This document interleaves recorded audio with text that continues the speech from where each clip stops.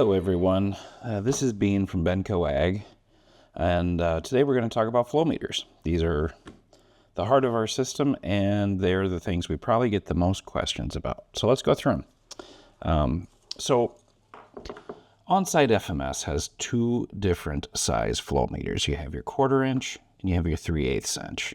The big difference here, the 1/4 inch is going to be more used for your in-furrow, and 3/8 is going to be used for higher volumes with your 2x2.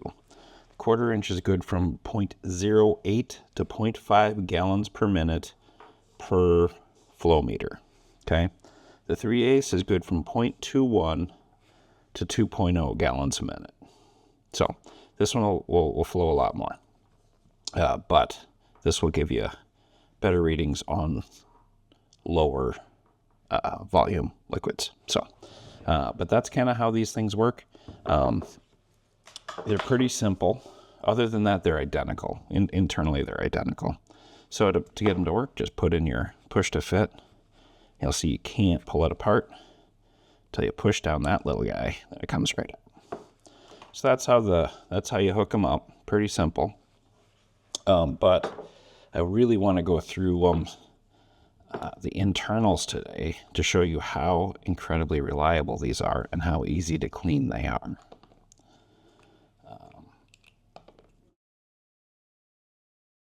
All right, so this is what they look like inside. Pretty simple. You have an impeller, you have a body with a post, and that's it. Stainless steel post in there. And you can kind of see that, you know, this just goes straight through. There we go. You can kind of see that. Just goes straight through. So you just have a hole with your two push to fits, and this just sits in the middle on this little post and spins. That's all there is to it. So you can see, that's it. In here, this little top post has a magnet inside of it, and as this spins, it creates a magnetic pulse that gets picked up by these wires, goes into our module, and that's all there is to it. So pretty simple. And then this little O-ring here just keeps it from leaking.